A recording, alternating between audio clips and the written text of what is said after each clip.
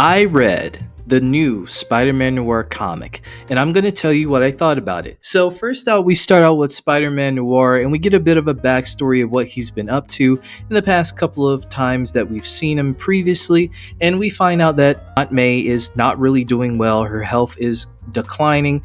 Him and Mary Jane have split apart, and he is going to take on the Scorpion Gang. Now, we see the Scorpion Gang here doing some kind of operation, and Spider-Man Noir has come in to take over the operation, infiltrate, all that good stuff. And we see him and his really cool dopeness with a really dope action scene. He's very quippy in here. I really like the fact that he is very quippy. Reminds me so much of the Golden and Silver Age Spider-Man, where he's very quippy but still getting into action, and you get a bit of that brutality as well as the funny silliness that we know and love of Peter Parker. The Scorpion Gang put boot to belt on Spider-Man Noir in a few looks of the fight, but Spider-Man Noir proceeds. He comes through in the end and he takes on the fight. We see him web up the Scorpion Gang and the police arrive. So Spider-Man Noir has to get out of Dodge because, yeah, Spider-Man, the police, you know how that goes. The police find the Scorpion Gang, but again, Spider-Man Noir has already went on and moved in with this day.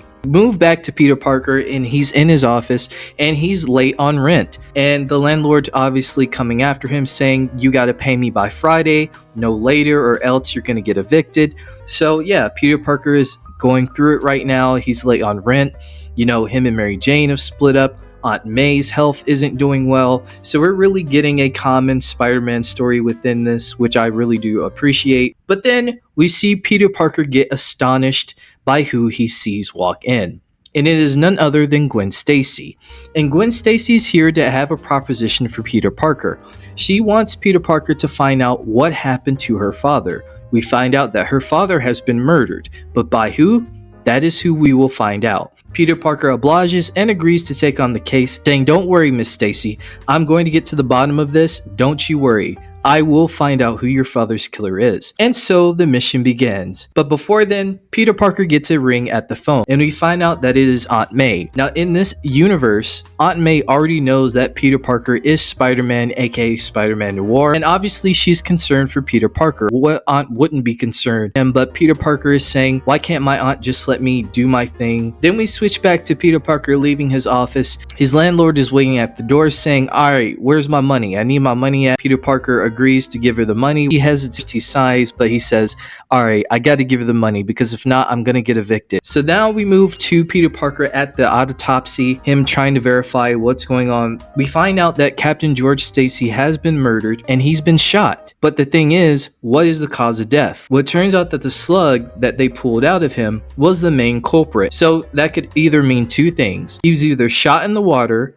or he either fell into the water after being shot. So while Peter Parker is trying to find out more and more about the body, the police barge in, and the police tell Peter Parker, you gotta leave. You don't need to be here. Beat it. Which actually adds to more of the story that you'll find out. Peter Parker says, alright, if I can't be Peter Parker, then I'll just come verify the body here as Spider-Man Noir, which he does. He comes in, he goes to find out more about the body, but before he can, he gets interrupted by somebody. It's the cops. The cops have come to arrest Spider-Man, so Spider-Man must get out of Dodge before they try to put him in solitary confinement. He goes and makes his great escape, which again, shout out to the artist of this comic. They do a really good job on the action set pieces. We go back to Peter Parker and Gwen Stacy, and they're at the Stacy residence, and Peter Parker is trying to find out more tips and details that he can get about this mystery of the murder of Captain George Stacy. That there is a big giant case inside of George Stacy's office. Gwen has no idea what is inside of it, so this could lead to more details about what Captain George Stacy has been doing and what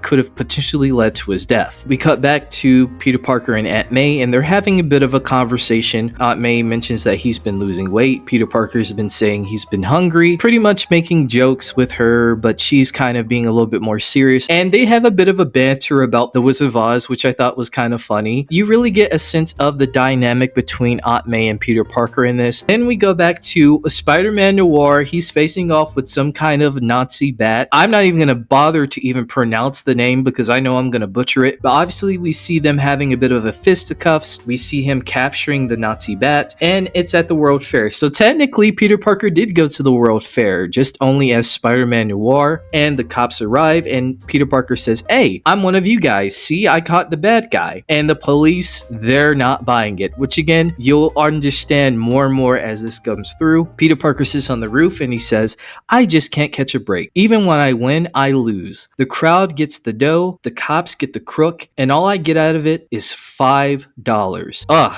That's gotta be rough." So then we cut back to Peter Parker. He's at a diner and he's ordering some food, figuring out the case files for Captain George Stacy. And this is when we get to the twist. Captain George Stacy was an actual member of the Scorpion Gang, and his killer was Spider-Man. Oh my goodness, what a twist that I did not expect. This kind of does lead you to the suspicion of why the cops may not trust Spider-Man, but also this kind of leads to the suspicion of, could this have been a frame up? Could this been someone trying to frame Spider-Man? Well, that's something we'll have to find out throughout this issue. I thought this issue was a very interesting and a very good start to this. As someone who's never really read any Spider-Man Noir comics, I really enjoyed this issue. It was very entertaining. The art is very much, I think it's very pleasing to the eye, and the action set pieces within it is very beautiful. Some of the dialogue feels very natural. It feels like this is real people having real conversations, which is something I appreciate. I also very much appreciate the dynamic between Peter Parker and Aunt May. It's always great to see them having these small conversations in between the action, and it just builds more to Peter Parker's psyche and what makes him Spider-Man. So again, very much appreciated. The twist was something I didn't see coming. I'm very much looking forward to the next issue, which is coming out in November. So if you guys really enjoyed this comic, if you guys have read this comic, let me know your thoughts down below on the comic. And if you would like to see me do more breakdowns, more covers on comics in general, let me know your thoughts down below. Don't forget to hit that like button, subscribe, turn on those post notifications for more comic, Marvel, and Spider-Man news over here on the channel. Big love to you all, and peace out.